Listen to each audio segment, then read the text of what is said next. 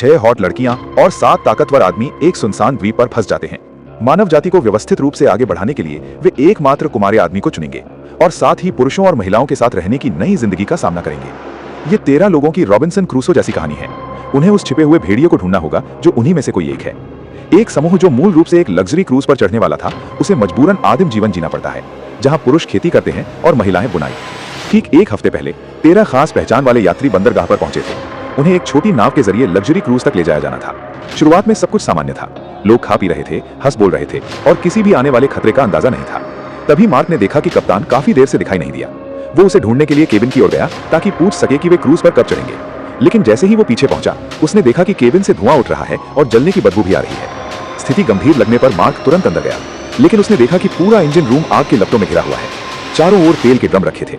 Mark आग बुझाने के लिए अंदर जाना चाहता था, लेकिन लोहे का दरवाजा पहले ही बंद किया जा चुका था। तभी एक जोरदार धमाका हुआ। स्थिति को गंभीर समझते हुए मार्क तुरंत डेक पर वापस आया ताकि बाकी लोगों को नीचे हो रही घटना के बारे में बता सके। लेकिन जब वो ऊपर पहुंचा तो उसने देखा कि डेक पर भी आग फैल चुकी थी।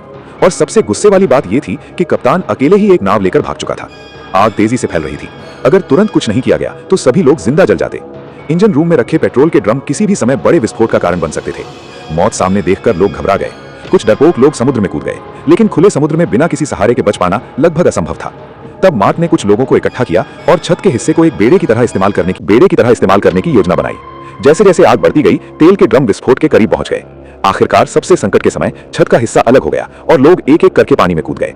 जब आग आसमान तक उठी तो एक और बड़ा धमाका हुआ। पूरी नाव पल भर में टुकड़ों में बिखर गई। खुशकिस्मती से मार्क आखिरी क्षण में समुद्र में कूद गया और उसकी जान बच गई। हालांकि सभी लोग इस हादसे से बच निकले और उनके पास एक छोटा सा बेड़ा भी था, लेकिन जगह बहुत कम थी और लोग ज्यादा। इसलिए पहले महिलाओं को उस पर बिठाया गया और पुरुषों को समुद्र में तैरते रहना पड़ा। उन्हें नहीं पता था कि बचाव कब आएगा और वे कब तक जिंदा रह पाएंगे या नहीं। इसी अनिश्चितता के बीच दूर से एक मछली पकड़ने वाली नाव दिखाई दी। उम्मीद जाग उठी। सब लोग खड़े होकर जोर जोर से मदद के लिए चिल्लाने लगे। मार्क ने पूरी ताकत से उस नाव की ओर तैरना शुरू किया, लेकिन अचानक हालात बदल गए। जो नाव उनकी ओर आ रही थी वो अचानक मुड़कर दूसरी दिशा में चली गई। मार्क की गति कम होने के कारण वो उस नाव तक नहीं पहुंच पाया और इसी वजह से वो एक बड़े खतरे से बच गया। दरअसल वो एक सफल व्यापारी था और पहले से ही अपहरण की सूची में शामिल था, लेकिन किसी ने पहले ही हमला कर दिया था और पूरी नाव को आग के हवाले कर दिया। गैंग का सरगना ये समझ गया कि किसी ने उसका नुकसान किया है। गुस्से में उसने बचे हुए लोगों को बचाने का विचार छोड़ दिया, लेकिन उसे ये बिल्कुल अंदाजा नहीं था कि सभी लोग जिंदा बच चुके हैं। जैसे जैसे वो नाव दूर होती गई, हताश होकर मार्क ने उसका पीछा करना छोड़ दिया। लेकिन उनके साथ आया मोटा आदमी अब भी हार मानने को तैयार नहीं था। वो एक बड़े पानी के ड्रम को पकड़े हुए लगातार आगे बढ़ता रहा, जब तक मार्क काफी देर पहले लौट चुका था और चांद आसमान में ऊंचा चमक रहा था। तब जाकर सबको एहसास हुआ कि वो गायब है। दूसरी ओर वो मोटा आदमी भी घबरा गया था। न तो वो मछली पकड़ने वाली नाव तक पहुंच पाया और अब वो बाकी लोगों से मिलने का रास्ता भी खो चुका था। अब उसके पास सिर्फ एक ही रास्ता बचा था, समुद्र में धीरे धीरे मौत का इंतजार करना। ये अजीब समुद्री हादसा अभी शुरू ही हुआ था कि 13 बचे लोगों में से एक पहले ही खत्म हो गया। समय धीरे धीरे बीतता गया और सभी लोग समुद्र में भयानक कष्ट झेलते रहे। उन्हें ठंडी बारिश की मार सहनी पड़ी और खूबसूरत तारों भरे आसमान के नीचे भूखे प्यासे रहना पड़ा। इस तरह एक हफ्ते तक बिना उम्मीद के भटकने के बाद आखिरकार उन्हें फिर से उम्मीद की किरण दिखाई दी। सामने चमत्कारिक रूप से एक पहाड़ दिखाई दिया। इसका मतलब था कि उन्हें आखिरकार जमीन मिल गई है। जब थके हारे लोग उस द्वीप पर पहुंचे तो उन्हें लगा कि अब उनकी जान सुरक्षित है। अब उन्हें ठंडे समुद्र में मरने का इंतजार नहीं करना पड़ेगा। लेकिन उन्हें यह नहीं पता था कि इस द्वीप पर छिपा खतरा उनकी समुद्री दुर्घटना से भी ज्यादा खतरनाक है। एक अभूतपूर्व संकट धीरे धीरे उनकी ओर बढ़ रहा था। अचानक गूंजती हुई डरावनी गर्जना सुनाई दी, जिससे सबके पैरों तले जमीन खिसक गई। उन्होंने पहले कभी इतनी भयावह आवाज नहीं सुनी थी।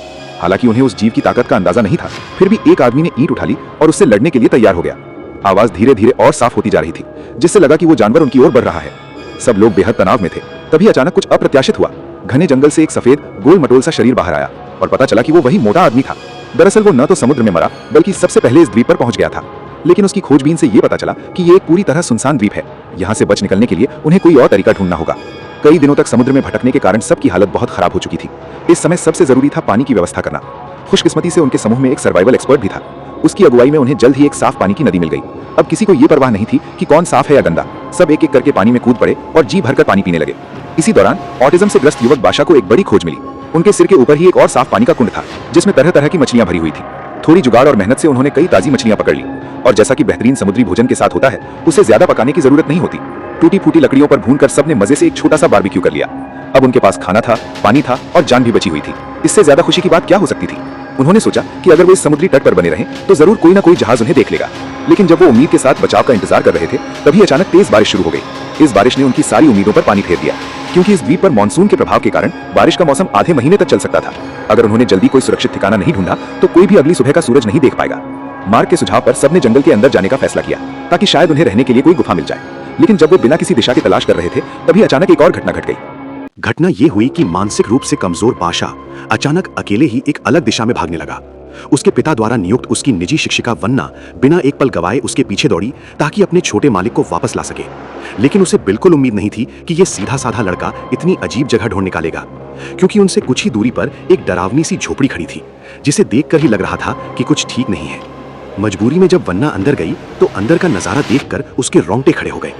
टूटी फूटी मकड़ी के जाले हवा में झूल रहे थे, छत से लगातार पानी टपक रहा था और मोटी धूल हर किताब पर जमी हुई थी। स्पष्ट था कि यह जगह बहुत समय से छोड़ी हुई थी। जब वन्ना सावधानी से इधर उधर देख रही थी, तभी भोला भाला बाशा एक डायरी की ओर आकर्षित हो गया। उसके अंदर लगी तस्वीरें बहुत पुरानी थी और उन्हें देखकर एक अजीब डर महसूस होता था, खासकर एक पुरानी तस्वीर जो देर चिंग काल की लग रही थी। ये सब इस जगह के खतरनाक होने की ओर इशारा कर रहा था। लेकिन कम समझ वाला बाशा इतना नहीं सोच पाया। उसे तो बस ये सब नया और दिलचस्प लगा। इसी बीच बाकी लोग भी उनके पीछे पीछे वहां पहुंच गए।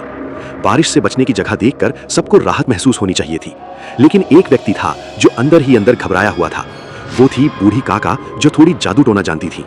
जब से वो इस द्वीप पर आई थी, उसे हमेशा ऐसा लग रहा था कि कोई उन्हें देख रहा है, लेकिन सबको डराने से बचने के लिए उसने ये बात किसी को नहीं बताई।